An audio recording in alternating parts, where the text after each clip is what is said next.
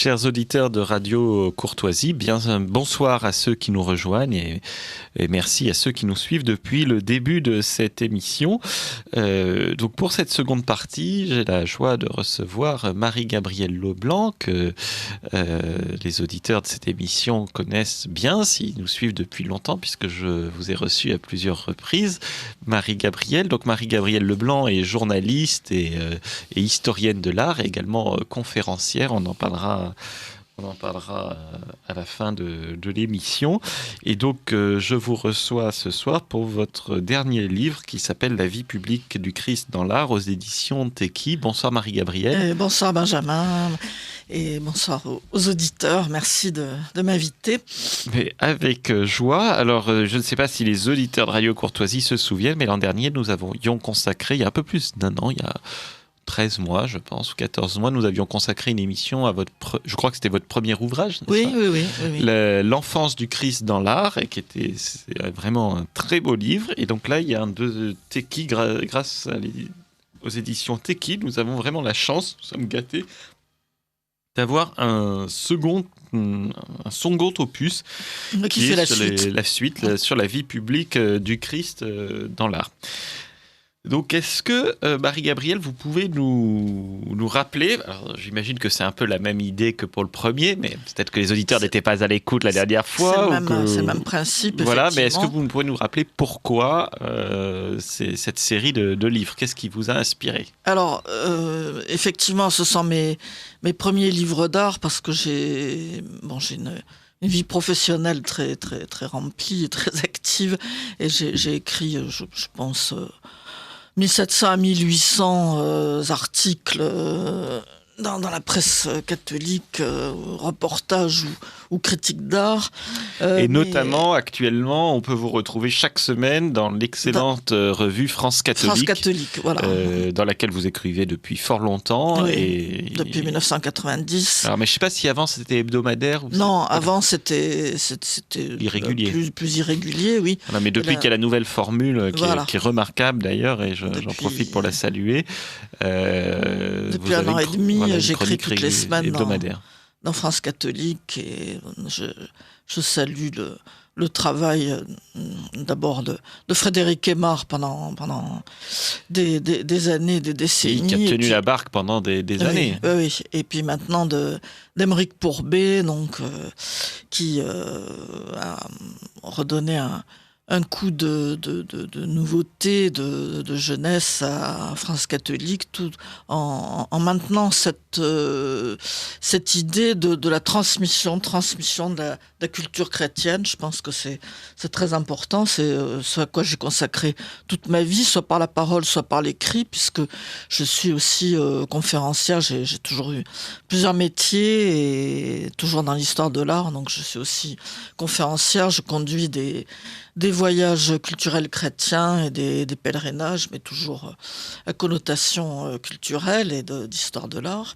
Et puis, le journalisme. Donc, j'ai toujours combiné l'écriture et la parole. Donc, c'est une façon de transmettre de deux manières différentes. Et c'est un petit peu le même principe dans mes livres.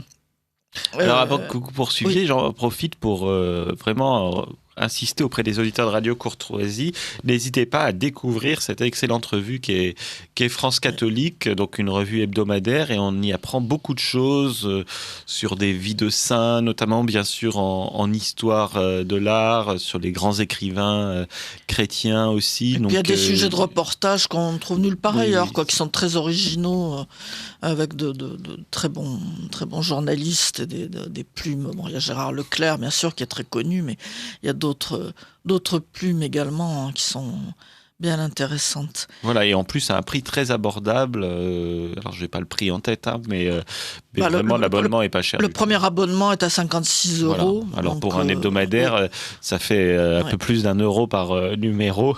C'est vraiment presque offert. C'est pas très cher.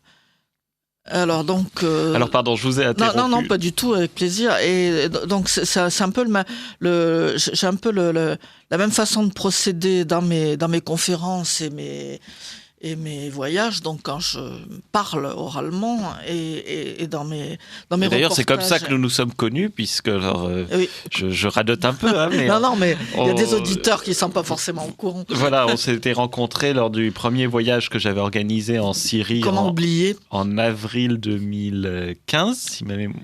Oui, C'est ça, avril ça 2015. fait bientôt 5 ans. Oui. Voilà, Oui. et puis ensuite... On était les premiers touristes qui revenaient en Syrie. Et on depuis la avait bien guerre. sympathisé. Et Oui, puis oui. ensuite, ça a été l'inverse. C'est moi qui suis venu à un de vos voyages en Égypte, En un très beau, Égypte, oui.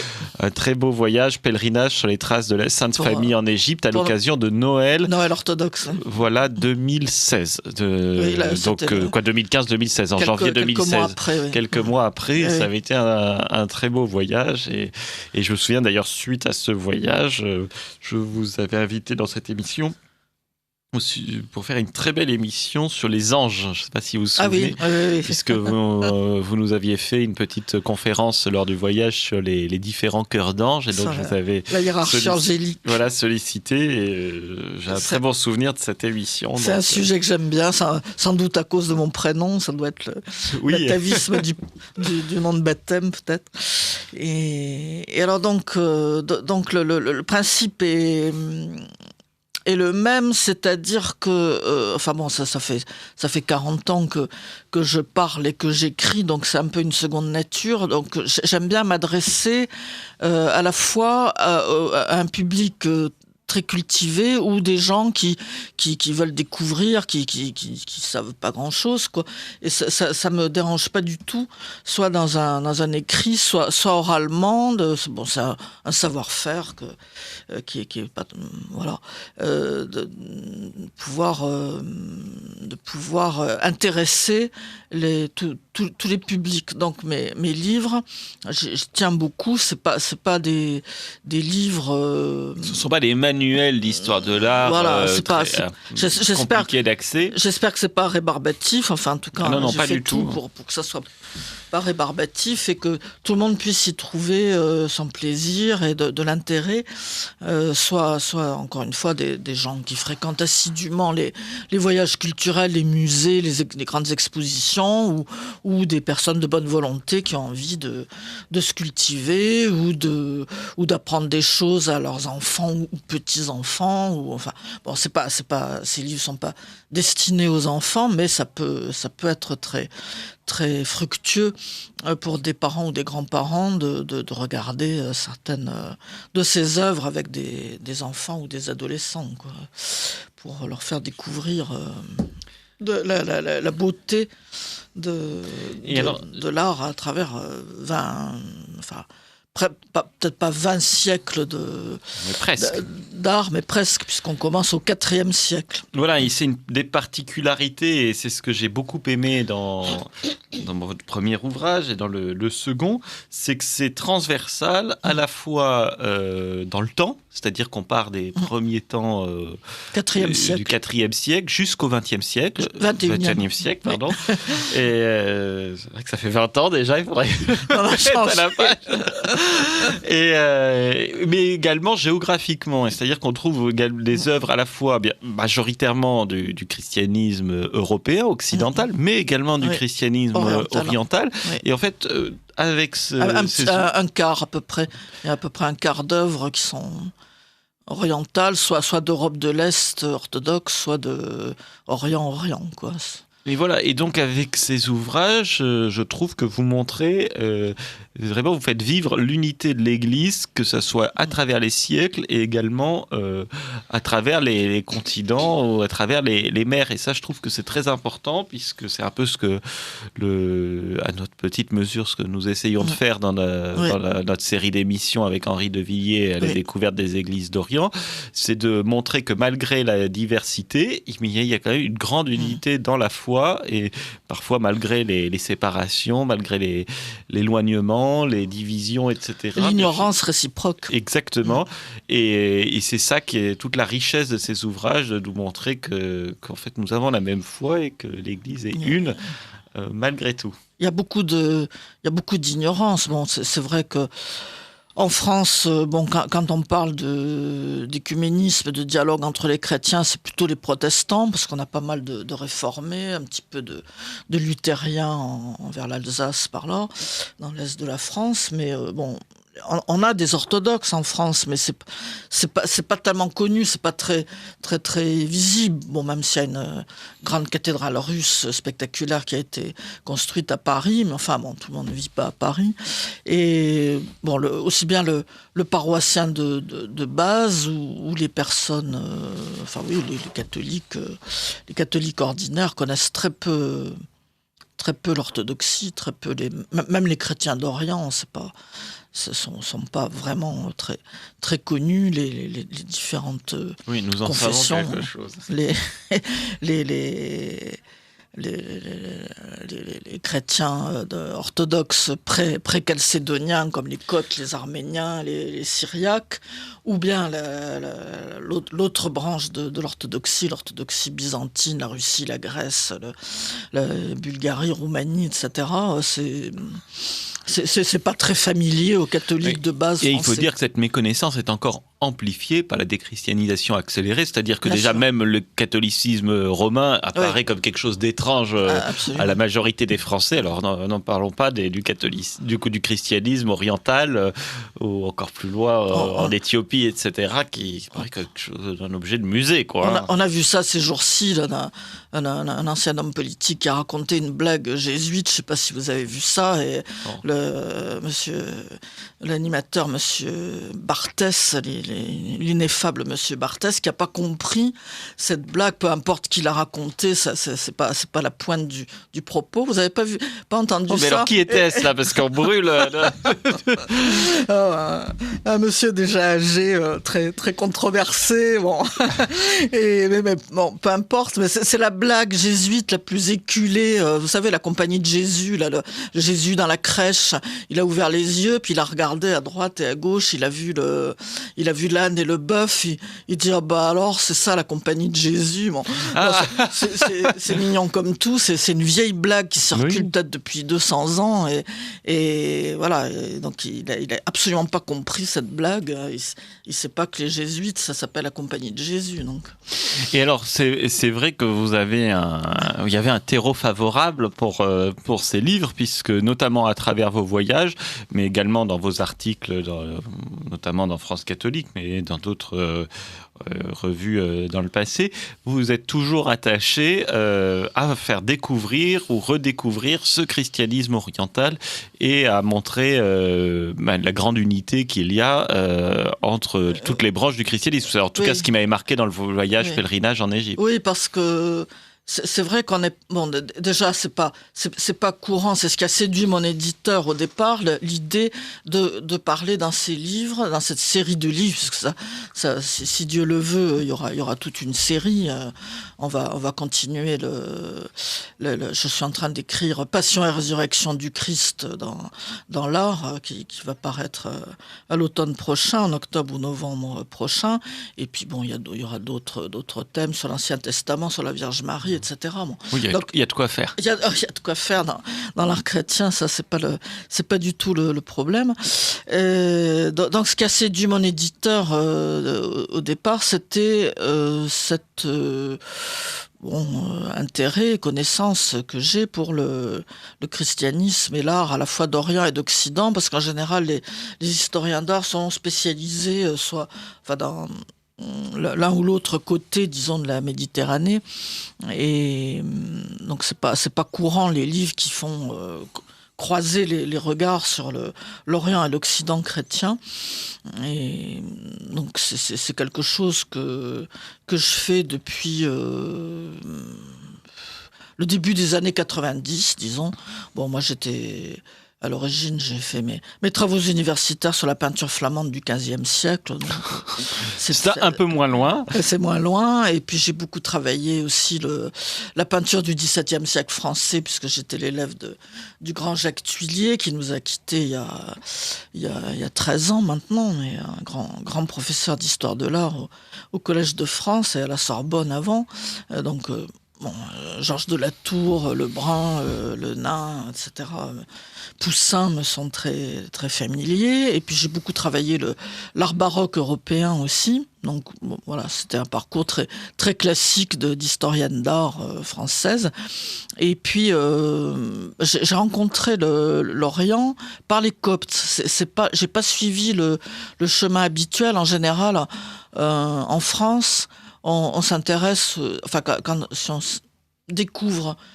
on découvre l'art orthodoxe ou l'art chrétien oriental, c'est par les icônes byzantines, les icônes gréco-russes. Bon, moi, c'était pas du tout mon parcours. C'est venu après.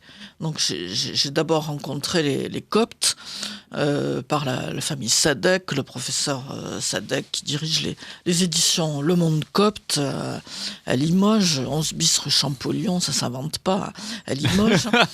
Et puis, donc, on a commencé on s'est associés, on a commencé à organiser des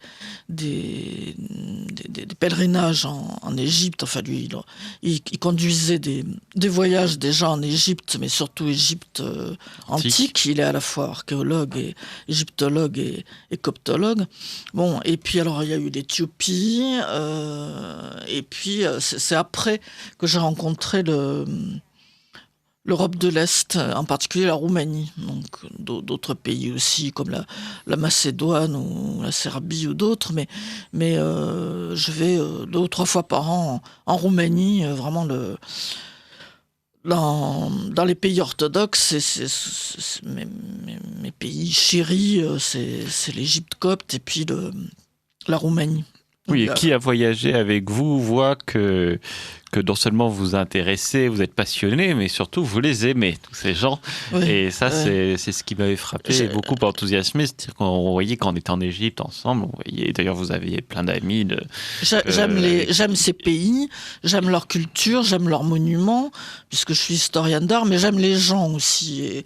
Et bon, aussi bien en Roumanie qu'en Égypte, je peux dire qu'ils me le rendent aussi. Enfin, les Coptes me considèrent vraiment comme si j'étais l'une des leurs, bien que je sois catholique, bien sûr, mais je me définis toujours comme une amie des Coptes. Je suis catholique, mais une amie des Coptes. Et en Roumanie, dans le nord de la Roumanie, ils m'ont surnommé notre journaliste. Donc ça, c'est vraiment très, très touchant, très émouvant quand des gens sont d'accord avec ce qu'on écrit sur eux. Parce que, oui. Bon, on parle toujours des méchants journalistes. Bien sûr, il y en a beaucoup trop, mais il y a quand même des journalistes qui essaient de faire... oui, je tiens à rassurer les auditeurs de Radio Courtoisie, Marie-Gabrielle Leblanc n'est pas Yann D'Arthès. Non. On essaye de faire de tout notre cœur notre travail, honnêtement, et quand les gens disent on n'aurait pas mieux écrit sur nous-mêmes que vous le faites, bon là, ça c'est vraiment la récompense suprême de tous les efforts qu'on a pu faire quand les gens considèrent qu'on les a compris et qu'on écrit correctement sur eux. Voilà, donc Et alors je dois dire que, je précise, mais je le dis à chaque fois, mais ça, c'est normal, c'est nécessaire de dire que c'est surtout grâce à Marie-Gabrielle Leblanc qu'à SOS Chrétien d'Orient, nous avons pu lancer notre mission en Égypte, parce que c'est la plupart des gens avec qui nous travaillons aujourd'hui, nous les avons rencontrés grâce à vous, donc merci à vous, et c'est encore... une belle preuve d'énergie en commun et ça c'est vraiment de belles rencontres. Une source d'action de grâce pour moi, parce que bon, j'ai essayé avec mon petit réseau modestement d'aider en particulier le docteur Adel Rali qui avait collaboré avec ce venu plusieurs fois à ce micro pour les chiffonniers du Caire, et en particulier pour la construction d'une école, et c'est vrai que j'étais tellement heureuse de voir que SOS Chrétien d'Orient reprenait la balle en vol et amplifiait avec tout son réseau de donateurs ces efforts beaucoup plus confidentiels que je faisais depuis mais l'essentiel, c'est que c'est dans le même état d'esprit, et c'est ça qui m'a plu, et je crois que c'est pour ça qu'on s'entend bien. Voilà, tout à fait. Ce que j'aime bien avec SOS Chrétien d'Orient, c'est que vous aidez aussi les des orthodoxes ou des syriaques orthodoxes ou des grecs catholiques ou des coptes. Voilà, c'est formidable. Et puis cette volonté de découvrir également, et donc c'est pour ça qu'on se contente pas d'aider les coptes, mais on va prier avec eux, on se rend à leurs offices.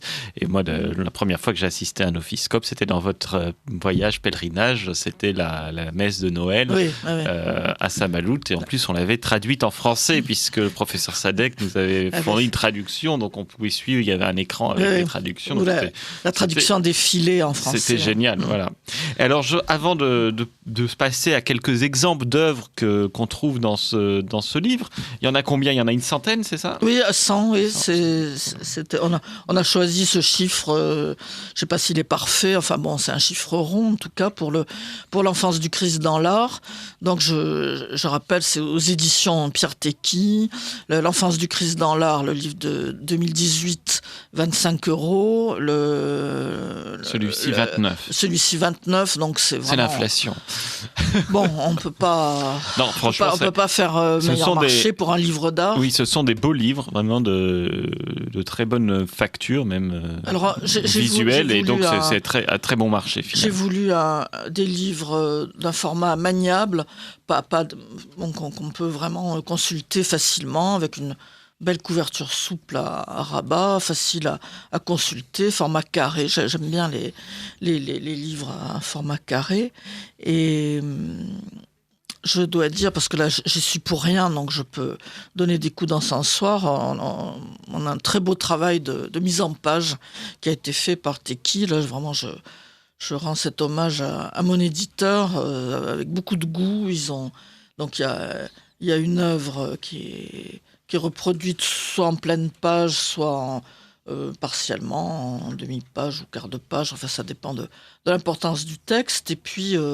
En regard, donc sur l'autre page, il y a à côté, dans les marges du texte, comme les enluminures du Moyen-Âge, au XIVe ou au XVe siècle, il y avait des enluminures quelquefois un peu amusantes dans les marges des livres d'heures. Donc là, ils ont extrait des détails auxquels on ne fait pas forcément attention quand on regarde l'œuvre en entier.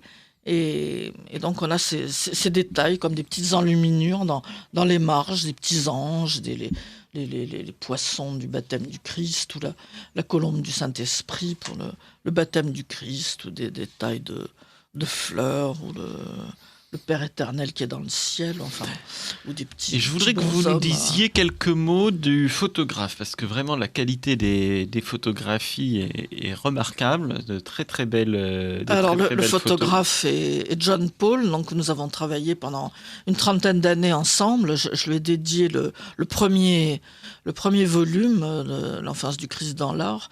Malheureusement, il est mort il y a 1 an et demi, enfin ça fera 2 ans en juin prochain, et il n'a pas pu voir... Il est décédé brusquement, il n'a pas pu voir ses livres réalisés, quoi. Il savait que c'était en préparation, mais... Donc c'était un photographe d'art Oui, un photographe américain, mais qui vivait en France depuis 1960. Et qui vous a accompagné. Une vieille famille anglaise d'ailleurs. Enfin, c'est quelqu'un qui descend de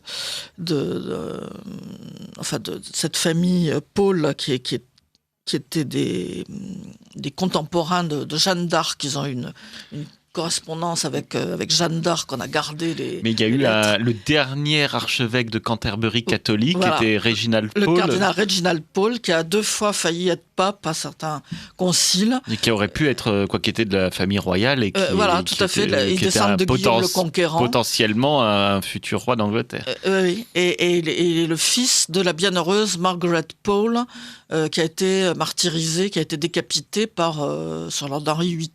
Donc c'est une...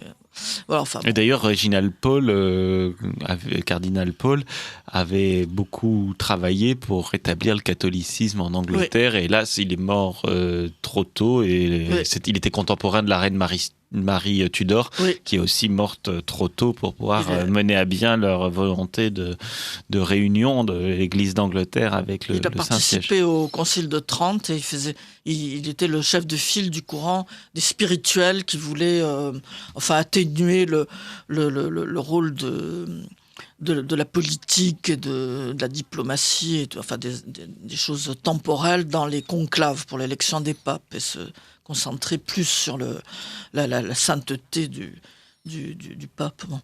Et donc John Paul est apparenté à... Oui, c'est un arrière-petit-neveu du cardinal Paul. D'accord. Et des barons Paul qui vivaient, qui avaient leur camp à Salbris. Lui habitait à Pierrefitte-sur-Saulx en Sologne, et c'est à quelques kilomètres de Salbris. Et je ne sais pas si vous savez que Salbris, ça vient de Salisbury. C'est parce que c'était le Earl of Salisbury, le comte de Salisbury, qui avait son camp là, et ses deux principaux capitaines, c'était les barons John et William de la Pole, on disait à l'époque, et Jeanne d'Arc leur a écrit, elle a écrit à Messire de la Poule, parce que Paul, elle connaissait pas Messire de la Poule, Messire avec un S, en disant je vous annonce de la part de Dieu que Dieu a choisi que les Anglais devront rentrer en Angleterre, et donc concluons une paix honorable, évitons encore de plus d'effusion de sang. Et c'est Régine Pernoud qui a publié dans ses livres sur Jeanne d'Arc, ces lettres qui sont conservées à la Bibliothèque nationale. Voilà, donc on a beaucoup sillonné le monde avec John pour famille chrétienne à l'époque, et donc on a fait beaucoup de reportages. Et donc, toutes les œuvres que je commente ont été vues et photographiées sur place. Donc, c'est pas des photos d'agence. J'ai pas consulté des catalogues d'agence. Il y a un reportage derrière chaque œuvre. Et alors, c'était des photos argentiques, j'imagine, puisque... Ah oui.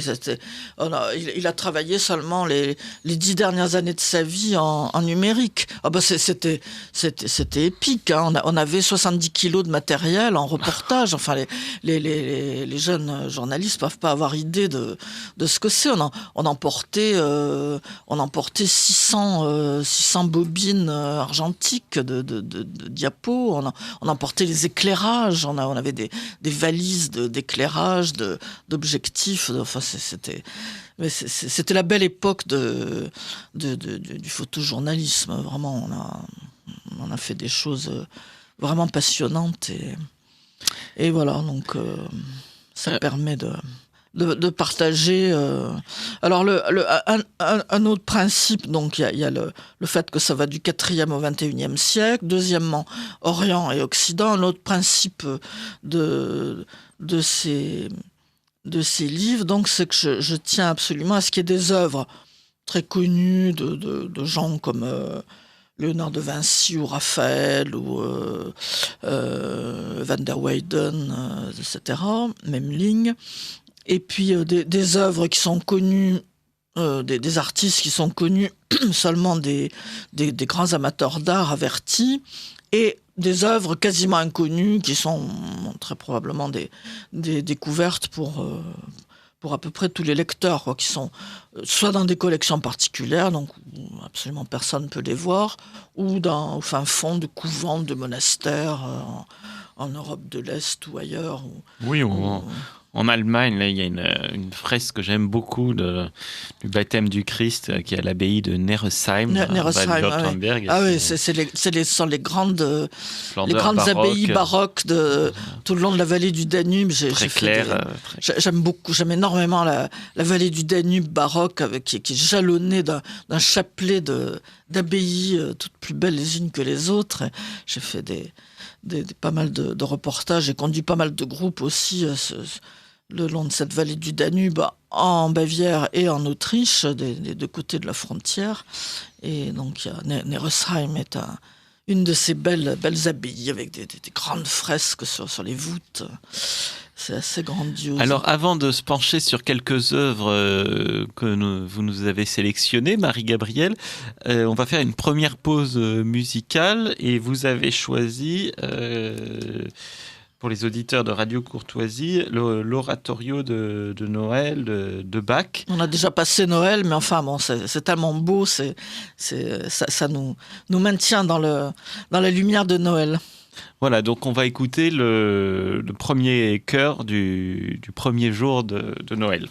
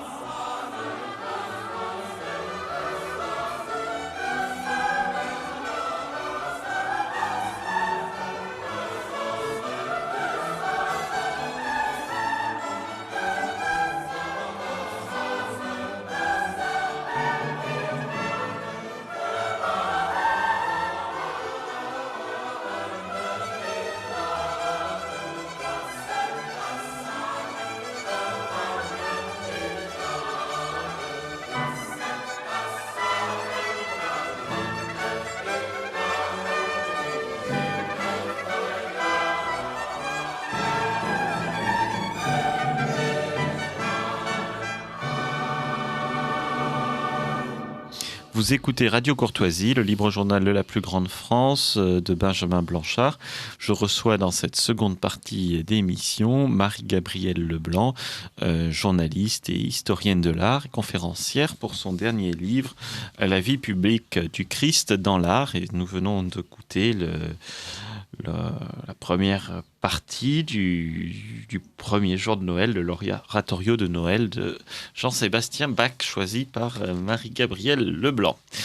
Donc, après des propos liminaires et génériques jusqu'alors, je vous propose de découvrir quelques œuvres. D'ouvrir le livre. Voilà, d'ouvrir le livre que vous nous présentez dans ce livre, alors qui est d'abord organisé en 10 chapitres, ça c'est important, qui suivent en fait la chronologie. Qui suivent la vie du Christ, qui suivent l'évangile. Du Christ adolescent et le baptême du Christ jusqu'à... Alors, je voulais quand même terminer l'histoire. Donc, il y a une résurrection, mais je voulais pas déflorer, puisque je suis en train d'écrire Passion et résurrection du Christ dans l'art, qui va paraître l'automne prochain et qui ira jusqu'à la Pentecôte, qui ira au-delà de la résurrection. Mais bon, il y a le 10e chapitre de ce livre, La vie publique du Christ, donc résume, survole la semaine sainte, en fait, mais avec une œuvre de chaque seulement, un rameau, une scène, un Christ présenté au peuple, un Christ en croix et une résurrection pour quand même finir l'histoire, surtout à notre époque où il y a des gens qui ne savent plus rien du christianisme et de l'évangile, donc on ne pouvait pas rester sur la résurrection de Lazare. On se souvient d'une fameuse émission de télévision où le présentateur qui se dit lui-même catholique, qui interroge Charlotte Dornelas et qui lui dit « Mais vous croyez quand même pas à la résurrection des corps, alors ?» Ben voyons. Voilà, donc heureusement, ça faisait un journaliste qui dit catholique. Hein. Voilà, alors pour commencer, Marie-Gabrielle Leblanc, vous souhaitez nous parler donc d'une œuvre d'un baptême du Christ. Alors il y en a beaucoup, hein, puisque en tout il y a 100 œuvres, mais il y a 10 chapitres, donc ce qui veut bien dire qu'il y a plusieurs œuvres. Le baptême du Christ, c'est un chapitre. Il y a certaines œuvres qui ont été énormément représentées. C'est comme dans le premier livre. Il y avait beaucoup plus de nativité que de circoncision de l'enfant Jésus. C'est évident. Hein. Bon, il y a des œuvres qui ont été circoncision qui est fêtée le 1er janvier. Alors je pense qu'on est dans le thème de l'oratorio de Noël de Jean-Sébastien Bach, puisque c'est pour l'octave de Noël. Et puis alors en fait c'est ça qui est très intéressant, c'est de voir les différentes représentations pour le même thème à travers les siècles et à travers les différentes parties du monde. Exactement. Donc là, vous avez choisi une icône copte, une icône copte actuelle de 2004 d'Adèle-Berti. Adèle-Berti, c'est un homme. Hein. Adèle, c'est un prénom masculin en Égypte. Et donc les iconographes copte actuelle, enfin l'iconographie néo-copte, comme on dit, c'est l'école fanousienne. Ils sont tous les disciples directs ou indirects maintenant d'Isaac Fanous, qui est mort en 2007. Donc maintenant, il y a des jeunes iconographes qui l'ont pas connu, mais enfin tous ceux qui ont au moins une quarantaine d'années l'ont bien connu. Donc qui a été le père du renouveau de l'icône copte contemporaine, puisque à partir du XVIIIe siècle, l'icône copte c'était affadi, soit c'était un peu byzantin, ou bien même encore pire au XIXe siècle, c'est devenu une espèce de Saint-Sulpice italien, ce qui est une version très très très fade. Enfin, j'aime beaucoup l'art italien, mais le Saint-Sulpice italien, bon, c'est pas ce que je préfère quand même. Donc il y avait plus rien. Il y avait c'est pas la quintessence de l'art de la peinture occidentale. C'est Jésus blond aux yeux bleus. Enfin, c'était qu'on aime encore beaucoup dans les maisons des chrétiens d'Égypte. D'ailleurs, ils ont encore beaucoup ça chez eux. Mais bon, en tout cas, Isaac Fanous, qui était né en 1919, donc à partir des années 1960, à ressusciter. Il disait, ma mission, c'est ressusciter l'icône copte sur les rives du Nil. Et il avait été l'élève d'Ouspensky à l'Institut Saint-Serge à Paris, dans le 19e arrondissement à Paris, l'institut russe orthodoxe. Et les Russes auraient bien voulu le garder parce que c'était un excellent peintre, un excellent iconographe, mais il disait non, j'ai une mission, c'est ressusciter l'icône copte sur les rives du Nil. Donc il a fondé le centre d'iconographie copte à l'intérieur de l'Institut culturel copte qui est dans l'enceinte du patriarcat copte orthodoxe autour de la cathédrale Saint-Marc, qui est le siège du pape patriarche copte orthodoxe au Caire. Et donc Adalberti est un de ses talentueux disciples. Il y en a beaucoup d'autres, mais j'aime bien cette icône. Donc, toutes ces icônes sont dans des collections particulières. Donc est-ce que vous pouvez nous donner quelques caractéristiques de l'iconographie copte, en tout cas dans la tradition d'Isaac Fanous? Oui, alors, il disait, je l'ai bien connu. Parce que c'est très reconnaissable. Je l'ai rencontré plusieurs fois pour des interviews. Donc, il disait l'icône copte contemporaine, enfin, l'icône néo-copte, c'est comme un trépied avec trois pieds. Donc, ça prend ses racines dans l'art de l'Égypte ancienne. Il faut bien connaître l'art de l'Égypte ancienne. Deuxièmement, dans l'icône copte ancienne, mais ça n'est qu'un des 3 points. Et troisièmement, avec un ton résolument contemporain. Donc c'est très différent de la grande tradition des icônes byzantines, grecques ou russes. Et souvent c'est un... comment dire, je voudrais pas prendre de termes offensants, j'allais dire un préjugé, enfin, qu'une icône doit forcément être grecque ou russe. Alors, et les plus intransigeants, ce sont les catholiques qui écrivent des icônes. Ils sont encore plus royalistes que le roi et plus orthodoxes que les iconographes orthodoxes. Bon, je taquine, hein, j'ai beaucoup d'amis orthodoxes byzantins et des amis catholiques qui écrivent des icônes, mais toute icône n'est pas forcément grecque ou russe. Il y a complètement d'autres traditions, comme les enluminures arméniennes ou les icônes éthiopiennes, les icônes coptes anciennes ou actuelles. C'est pas du tout byzantin et ça a le droit de s'appeler une icône quand même. Bon, je sais que tout le monde est pas d'accord sur ce point, mais j'y tiens fermement. Donc l'icône copte se caractérise par... c'est un art qui est beaucoup plus libre que l'art de l'icône grecque ou russe qui doit respecter absolument des canons, des règles. Donc c'est très, très spirituel, très, très liturgique, mais évidemment c'est parfois un peu répétitif. Je prends des gants pour ne froisser personne, tandis que dans l'icône copte, du moment que c'est conforme au dogme chrétien, on a le droit d'innover. Alors il y a des innovations que je trouve très, très intéressantes. Par exemple, l'ombre lumineuse. Les personnages saints dégagent une ombre lumineuse devant eux. C'était une belle idée d'Isaac Fanous. Ce sont des icônes qui ont une composition géométrique vigoureuse. C'est vigoureusement charpenté, des formes simples.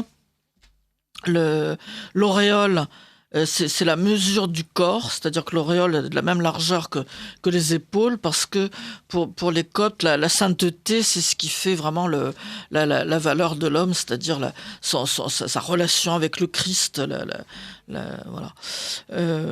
Et puis il y a toujours cette importance de la liturgie, parce que les chrétiens d'Égypte sont vraiment...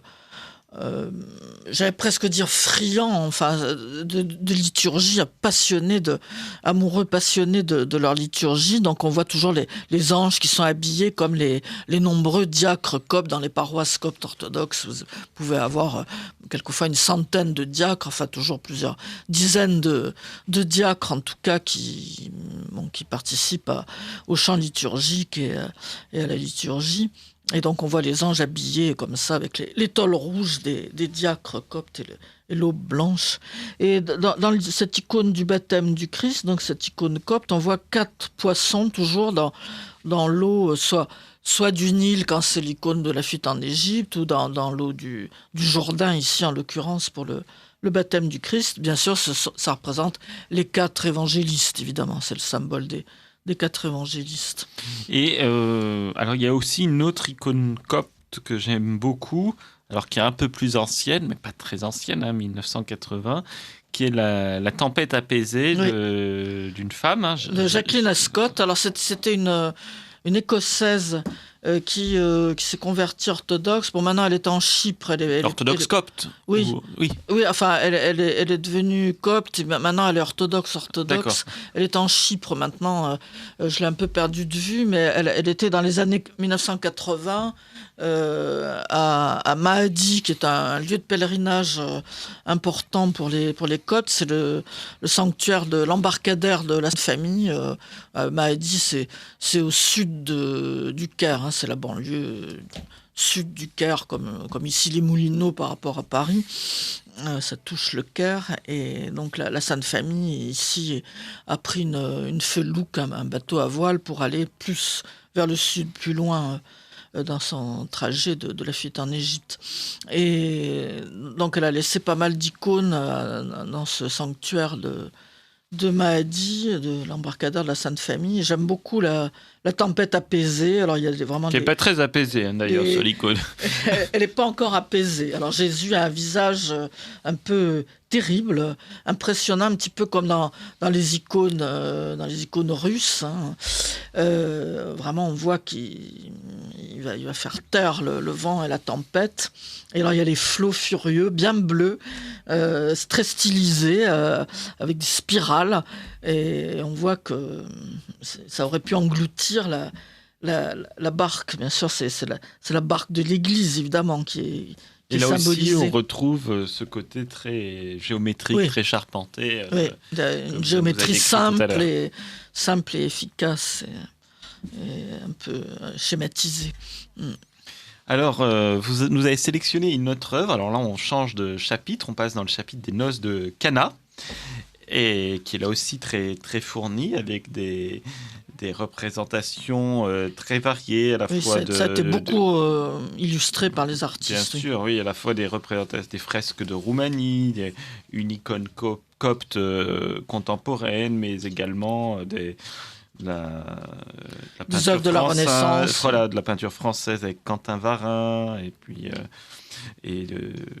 vraiment une fresque romane. De l'église de Briné dans le Cher. Qui est magnifique. Oui, c'est très beau.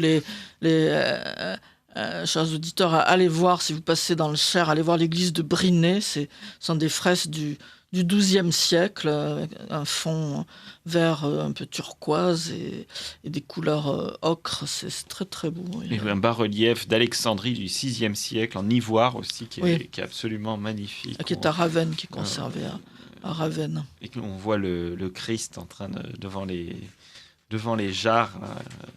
Voilà. Et donc parmi toutes ces noces de Cana, vous nous avez sélectionné une très étonnante de 2016 de François-Xavier de Boissoudy. Oui, alors pourquoi c'est un artiste que j'admire beaucoup. Bon, c'est aussi un ami, mais enfin, c'est pas la principale raison. Vraiment, c'est un des artistes actuels. Je sais pas si on peut dire un artiste chrétien. Enfin bon, en tout cas, il traite des sujets très souvent chrétiens. Il a actuellement une exposition qui est prolongée. Comme il y a eu des problèmes qui continuent d'ailleurs avec la grande grève des transports, donc l'exposition est prolongée. En tout cas, à l'heure où on enregistre, on espère que ça sera terminé quand ce sera diffusé. Espérons. Donc l'exposition est prolongée jusqu'au 25 janvier, donc ça s'appelle Béatitude.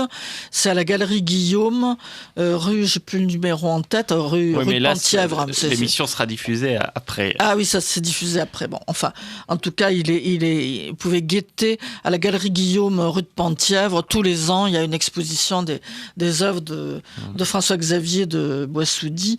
Donc, il traite beaucoup, actuellement il a une manière avec peu de couleurs, beaucoup de lavis d'encre. C'est une façon de renouveler l'iconographie chrétienne. C'est complètement figuratif, mais très, très personnel. Donc, ce sont des noces de Cana où on voit, c'est un mariage aujourd'hui, un mariage contemporain avec une mariée en robe blanche jeune avec son couple, voile, et d'aujourd'hui, le monsieur en complet, cravate. Le garçon en cravate, etc. Et eh bien, Jésus et sa Sainte Mère se sont invités à ces noces. Donc c'est à la fois les noces de Cana et puis c'est aussi n'importe quel mariage chrétien, catholique, qui normalement doit placer le Christ au centre du couple et de la famille. Donc c'est très impressionnant. Jésus regarde le spectateur avec un regard vraiment très, très intense. Enfin, c'est vraiment... et toi, qui dis-tu que je suis, quoi.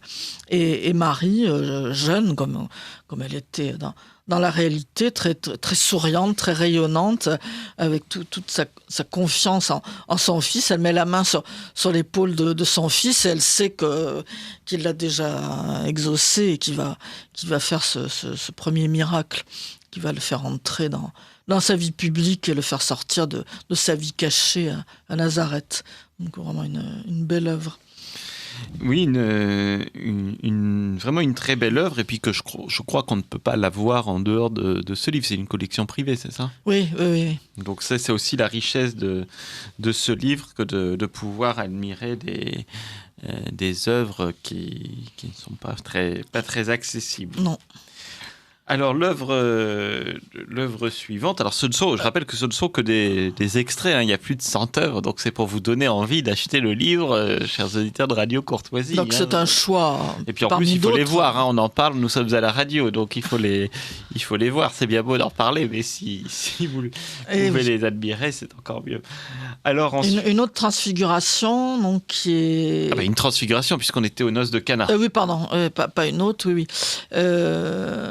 Une transfiguration, donc une icône très très très originale d'un artiste roumain qui est assez célèbre en Roumanie et aux États-Unis, puisqu'il a également une galerie à Chicago, mais très, très, très inconnu en France, Silviu Horavitsan.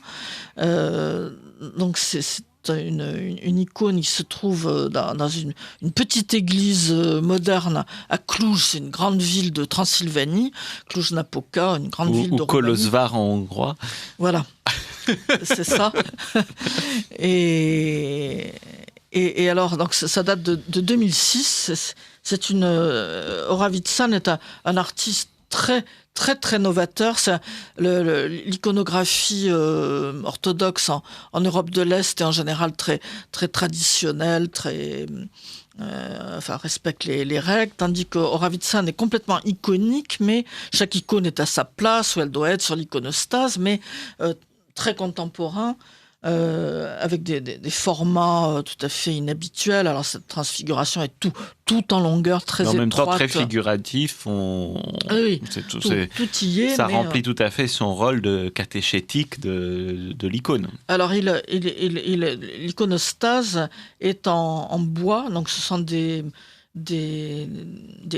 carrés qui sont assemblés, qui font 1 mètre de côté.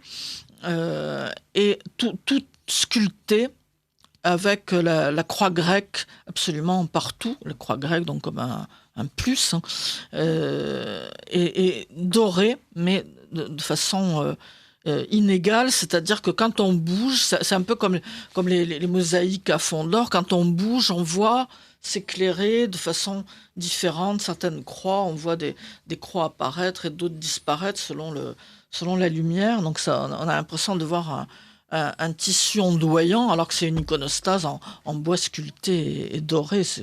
C'est quelque chose de remarquable. Et c'est une église dont le décor est écuménique, parce que les mosaïques ont été réalisées c'est quand même inhabituel dans une église orthodoxe, par le célèbre jésuite slovène, le père Marko Rupnik, dont le nom est pas très connu des Français, mais tout le monde a vu à Lourdes les nouvelles mosaïques de la façade de la basilique de Lourdes, enfin nouvelles depuis plusieurs années déjà, ou en d'autres lieux. Il a commencé à la chapelle Redemptoris Mater au Vatican. Enfin bon, il a fait les mosaïques de San Giovanni Rotondo. Donc ils sont très amis.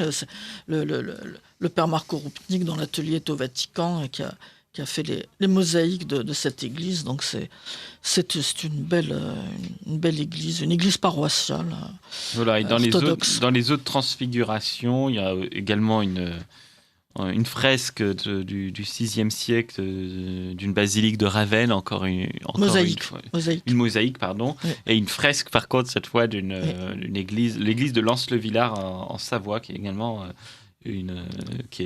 très très très très belle. Et la chapelle Saint-Sébastien, en fait, c'est plus une chapelle qu'une église. Enfin, c'est une grande Je suis très heureux de voir que vous mettez à l'honneur la peinture savoyarde, qui est remarquable, et on trouve vraiment des trésors en Savoie des Maurienne, églises Tarentaise, et puis la Haute-Savoie aussi, toute proche. Et donc, ce sont des belles fresques du XVe siècle sur la vie du Christ et puis la vie de Saint-Sébastien. Et en tout cas, dans cet épisode, donc dans ce deuxième livre, j'ai l'impression que vous donnez une place peut-être un peu plus importante que dans le premier à la peinture contemporaine. Et ce qui est tout à fait intéressant, c'est de voir que ces peintres sont tout à fait à la hauteur de leurs aînés. La richesse la création dans certains pays, parce que ça n'apparaît pas beaucoup en France, à part des gens comme Boissoudi, mais qui remportent un grand succès, mais ça reste quand même relativement peu connu. En tout cas, c'est pas énormément répercuté par la plupart des médias. En revanche, dès qu'on va en Europe de l'Est, par exemple, en particulier en Roumanie, on voit des églises partout qui se construisent et qui sont décorées de fresques actuelles. Il y a une fécondité, une productivité extraordinaire d'œuvres chrétiennes. Et voilà, une fécondité, et vraiment, comme je disais, c'est tout à fait dans la lignée, même si c'est contemporain, mais ça reste dans la lignée de ce qu'il n'y a pas de rupture par rapport à ce qui s'est fait dans les siècles passés. C'est ça qui est très intéressant. Que j'amène en Roumanie, la Roumanie, c'est le grand atelier, comme on disait, Florence n'était qu'un grand atelier au XVe siècle. Partout, on construisait des églises et des palais qu'on décorait de fresques. La Roumanie, c'est pareil. Actuellement, partout, dans chaque village, on construit des églises, et ça dure depuis la chute du communisme, et ça continue, et on les décore de fresques. Alors, il y a des artistes plus talentueux que d'autres, mais il y en a qui sont très, très, très talentueux. Alors, on va faire une seconde pause musicale, toujours avec l'oratorio de Noël de Jean-Sébastien Bach, que vous avez choisi, Marie-Gabrielle Leblanc.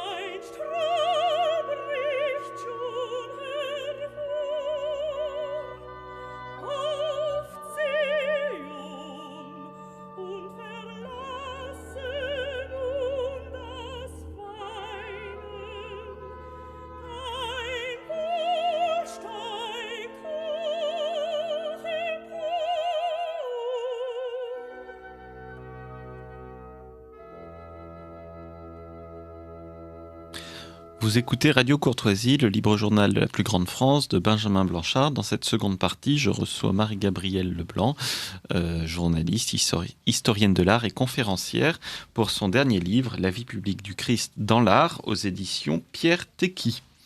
Alors, nous sommes en train de découvrir quelques œuvres parmi les 100 œuvres qui sont étudiées dans ce livre, avec de très belles photos du photographe John Paul. Et là, vous nous avez sélectionné, pour les auditeurs de Radio Courtoisie, dans le chapitre la vie publique du Christ dans l'art. On était en train de parler de la Roumanie. Voilà, là, c'est ça. Et donc, il est mort l'année dernière. Il y avait un grand iconographe qui a peint aussi des églises à Rome et puis en Syrie avant la guerre, l'archimandrite Bartholomeu Florea, donc qui a décoré plusieurs monastères, plusieurs églises, dont son propre monastère à Siestria, c'est en Moldavie roumaine, donc au nord-est de la Roumanie, avec des thèmes très classiques de la vie du Christ, mais aussi des thèmes rares qu'on ne trouve pas du tout dans le reste de la peinture. Par exemple, Jésus faisant la lecture à la synagogue de Nazareth. J'ai jamais trouvé une autre illustration de cela, ou un thème très rare aussi, la visite nocturne de Nicodème à Jésus, l'entretien nocturne de Jésus et de Nicodème. Donc c'est intéressant de voir que ces artistes d'aujourd'hui, roumains, traitent des thèmes peu connus. Et alors,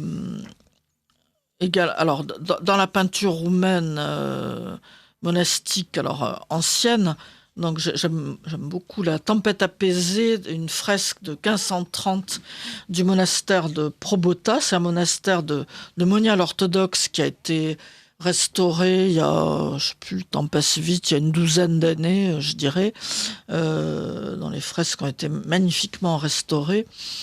Et il avait été abandonné à l'époque communiste, et puis les moniales sont revenus. C'est une jeune communauté très très très sympathique, et donc il y a une belle tempête apaisée avec le lac qui est cerné de rochers qui ont des formes très très aiguës, très pointues, très très menaçantes. Donc c'est moins les flots. Bon, les flots bouillonnent un peu, mais l'hostilité du vent et des flots est représentée par les rives qui sont des rochers aigus. C'est très très original.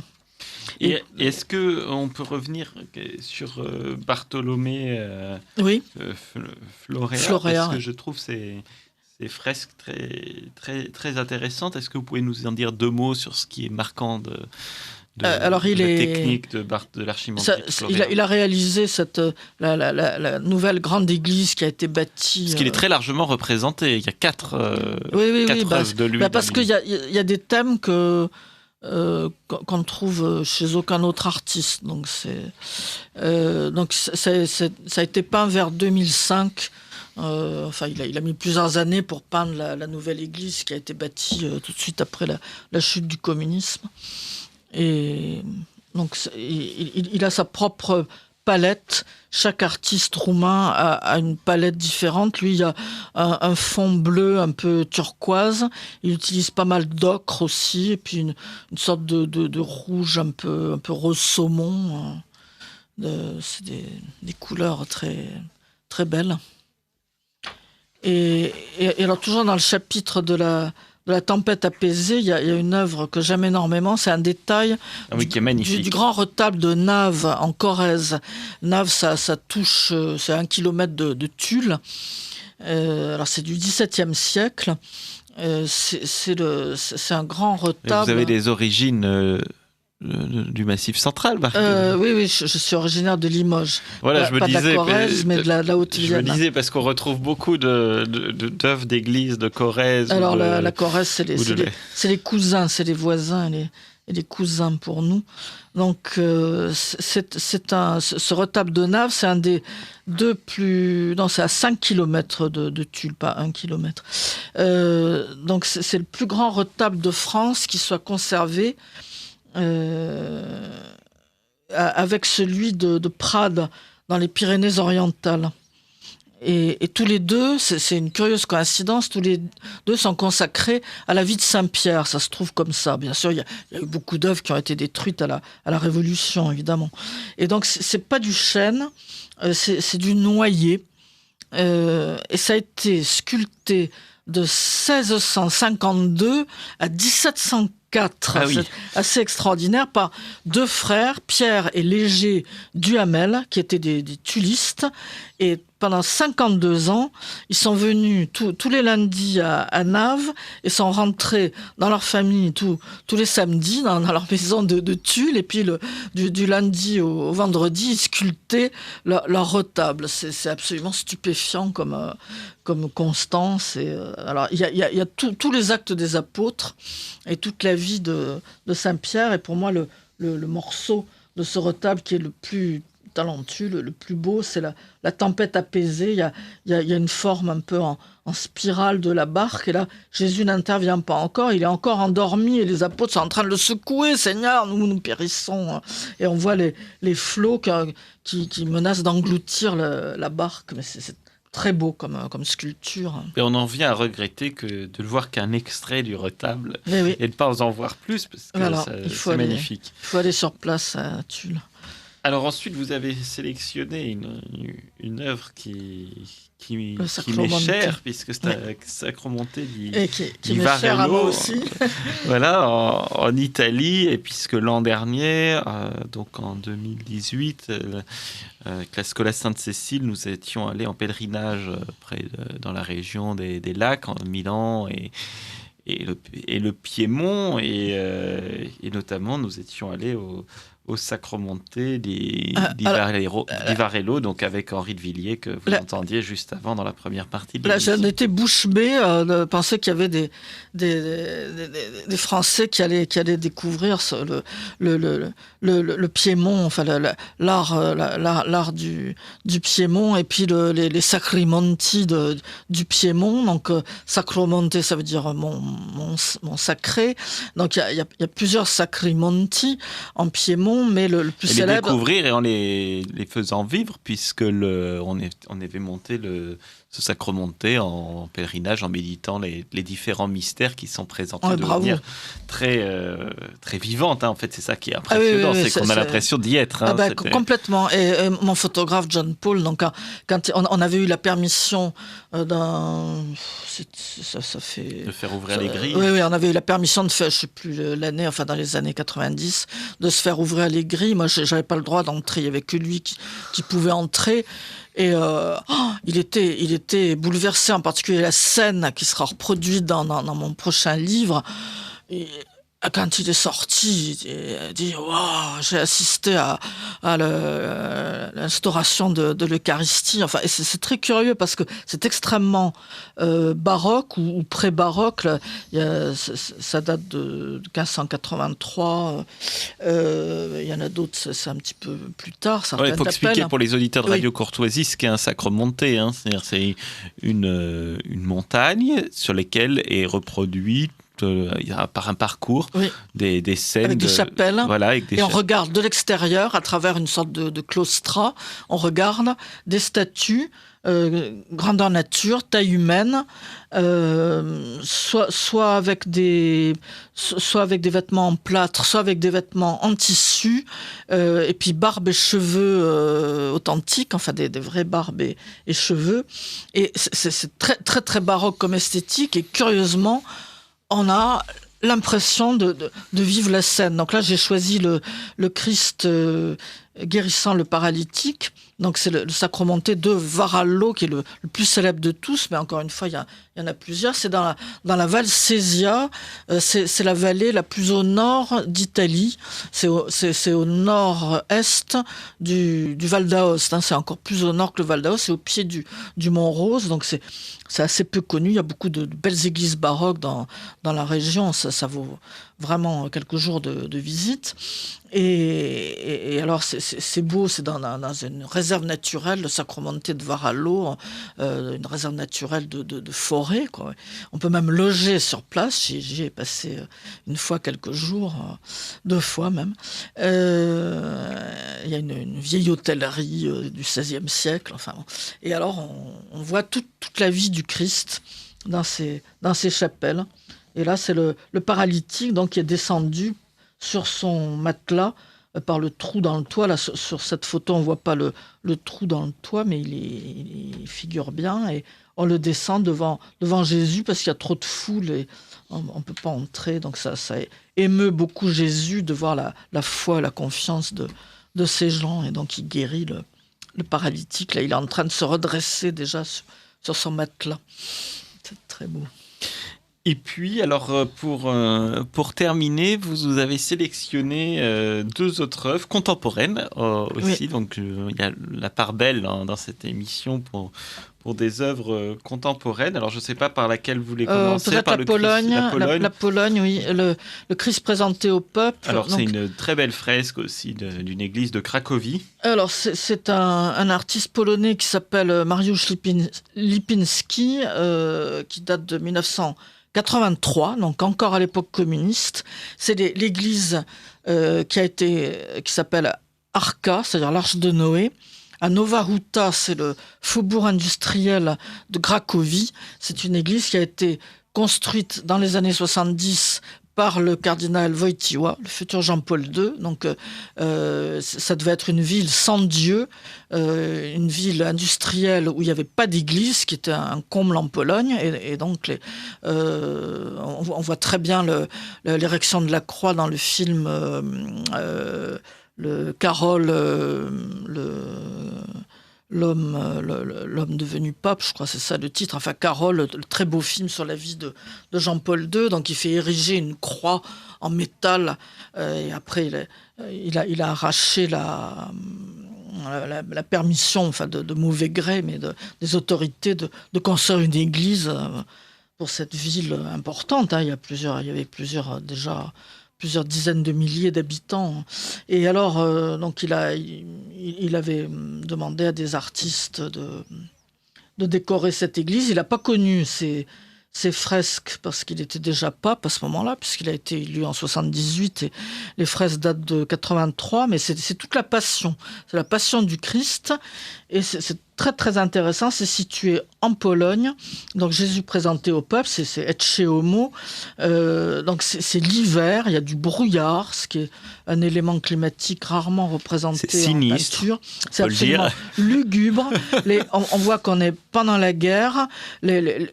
C'est à la fois la guerre et le communisme. Les gens sont mal habillés, ils ont froid, ils font du troc.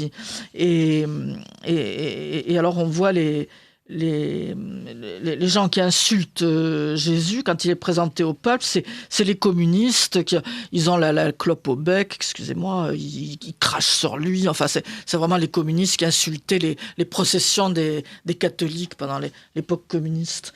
Donc je présenterai d'autres détails de ces fresques dans le prochain livre, parce que c'est une représentation de la passion qui est très, très intéressante, enfin, pour l'histoire récente de la Pologne. Très, très actuelle. Et puis on va peut-être terminer avec le Arcabas, voilà, le fils prodigue, qui est plus connu, Arcabas, mais donc le fils prodigue, qui est une des œuvres que j'aime beaucoup dans cette église Saint-Tuc de Chartreuse, dans l'Isère, au pied de la Grande Chartreuse. Donc il a décoré pendant des années Arcabas, qui est mort l'année dernière. C'était Jean-Marie Pirot, nom d'artiste Arcabas. Il a décoré cette église pendant des années, même des décennies. Donc c'est un cubisme chrétien, un cubisme figuratif chrétien qui est très intéressant. Bon, ça plaît pas à tout le monde, mais j'aime beaucoup le retour de l'enfant prodigue. J'aime spécialement le chien. Oui, très mignon. On a l'impression qu'il va commencer à remuer la queue, il renifle son jeune maître, il hésite à le reconnaître, ce mendiant là qui est un peu louche. Est-ce qu'il va montrer les crocs ou il renifle et il va le reconnaître. C'est une belle représentation de... Et comme vous l'écrivez, les dogmes ne sont jamais malmenés avec lui. Non. C'est très, très contemporain. Ce qui est heureux, vous me direz, pour de la peinture religieuse, mais ce qui est pas forcément le cas. Le cas à notre époque. Hélas. Donc voilà, je vais redonner les références du livre. Donc La vie publique du Christ dans l'art de Marie-Gabrielle Leblanc aux éditions Pierre Tecky. J'espère que ces évocations vous ont donné envie d'acheter ce livre. En tout cas, n'hésitez pas, c'est vraiment un beau cadeau à faire, ou pour vous également. Et on le trouve dans toutes les bonnes librairies, j'imagine, Marie-Gabrielle. Et bien sûr, dans les procures ou les librairies généralistes qui ne refusent pas les livres religieux, parce qu'il y a des librairies généralistes qui les refusent. Et puis on peut aussi acheter en ligne, et on n'est pas obligé forcément d'aller sur Amazon. On peut acheter sur le site internet de mon éditeur, www.editiontecky.com, ou sur le site internet de la Procure. Par ces temps de grève, ou spécialement en Ile-de-France, on a tellement de mal à se rendre dans les librairies. Moi, j'achète depuis plus de 20 ans en ligne, et vraiment, j'ai jamais eu d'ennui dans les paiements. Je sais qu'il y a des Français qui aiment pas acheter en ligne, mais c'est bien pratique. Tout à fait. Alors, avant de rendre l'antenne, je voudrais qu'on évoque votre autre casquette de conférencière, puisque on l'a déjà dit plus tôt dans l'émission, vous accompagnez des voyages, et comme j'en ai testé, je peux dire que c'est un voyage passionnant et remarquable. Alors, je travaille entre autres avec l'agence Ictus Voyage, donc qui est une agence de voyage culturel chrétien et de pèlerinage. Donc, je vais bien sûr en Roumanie, toujours plusieurs fois par an. Donc là, cette année, c'est en 2020, c'est du 15 au 24 juin, ou bien du 28 septembre au 7 octobre, donc 10 jours, où on rencontre bien sûr les gréco-catholiques, les orthodoxes, les artisans, les artistes orthodoxes actuels, bien sûr tous les grands sites, les grands monastères, les églises en bois du Maramuresh, les paysages des Carpates. Et les monastères peints de Bukovine, j'imagine. Bien sûr, les très célèbres monastères, patrimoine de l'UNESCO. Et ce voyage est à 1390 € pour 10 jours. Pour 10 jours, ah oui, c'est dans des bons hébergements. Donc Ictus, c'est beaucoup moins cher que beaucoup d'autres agences. On est modeste sur ce que nous gagnons, quoi, voilà. Tous, l'agence et moi. Et puis, alors, j'ai toutes sortes de voyages, mais là, cette année, je conduis deux voyages dans les Pouilles aussi. Alors, c'est du 1er au 8 mai, ou bien du 18 au 25 septembre. Donc c'est un voyage très très varié, c'est le talon de la botte italienne, tout à fait le sud de l'Italie. Donc il y a à la fois le côté pèlerinage avec le sanctuaire de la Madone de Pompéi, le Padre Pio avec Pietrelcina, son village natal, et San Giovanni Rotondo, où on voit d'ailleurs les mosaïques d'Marco Rupnik dont je parlais tout à l'heure, Monte Sant'Angelo, le sanctuaire grotte de l'archange Michel, les premières apparitions de l'archange Michel en Europe au 5e siècle. Et puis c'est très très varié, parce que vous avez les magnifiques cathédrales romanes au bord de l'Adriatique, Bari, Trani, etc. La tombe du grand Saint Nicolas à Bari, des villes baroques, des villes blanches, des villes troglodytes avec des fresques byzantines. Enfin bon, c'est très très très varié. Et une gastronomie italienne absolument délicieuse. C'est, à mon avis, parmi les toutes meilleures cuisines en Italie. Ça compte aussi. Et combien de temps ce voyage ? 8 jours, et c'est 1380 €. Alors, vous pouvez redonner les dates, un hôtel 3 et 4 étoiles, donc très, très bons hébergements. Donc, il y a au mois de mai, donc c'est du du 1er au 8 mai. 1er au 8 mai. Et au mois de septembre, donc du 18 au 25 septembre. Donc vous pouvez vous inscrire soit en demandant le programme à Ictus Voyage qui est à Saint-Cloud, ou bien tout simplement www.ictusvoyage.com. Voilà. C'est dans le chapitre des pèlerinages, les deux, la Roumanie et les Pouilles. Il faut regarder dans les pèlerinages. C'est moins cher d'ailleurs, si vous inscrivez en ligne, vous avez une réduction. Et alors je vais en profiter pour vous donner le numéro de téléphone d'Ictus Voyage pour les auditeurs de Radio Courtoisie qui n'ont pas Internet ou qui n'utilisent pas Internet. Donc le 01 41 12 04 80. 01 41 12 04 80 ou par courrier électronique contact @ictusvoyage au pluriel.com. Et alors, et vous n'avez pas de voyage en Égypte cette année? Alors donc il y a un voyage là qui part le 1er février, donc c'est c'est un peu tard pour s'inscrire là. Et ça sera l'année prochaine, ça sera début janvier pour Noël orthodoxe en 2021.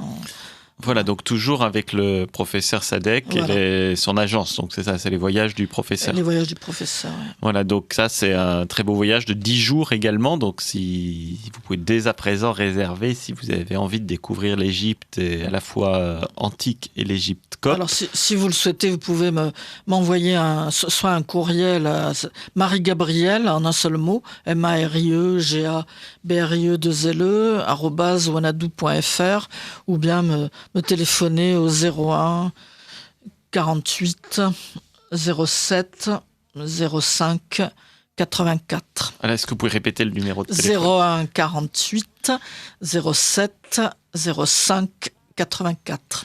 Donc voilà, si vous voulez contacter directement Marie-Gabrielle Leblanc, notamment pour le voyage en Égypte, voyage pèlerinage sur les traces de la Sainte Famille, mais également avec des découvertes. Pour les autres voyages aussi, je vous donne les renseignements avec grand plaisir. Voilà, merci Marie-Gabrielle d'être venue dans le studio de Radio Courtoisie malgré les conditions difficiles de la circulation parisienne de Paris. Et merci chers auditeurs de nous avoir suivis et je vous retrouve dans 4 semaines.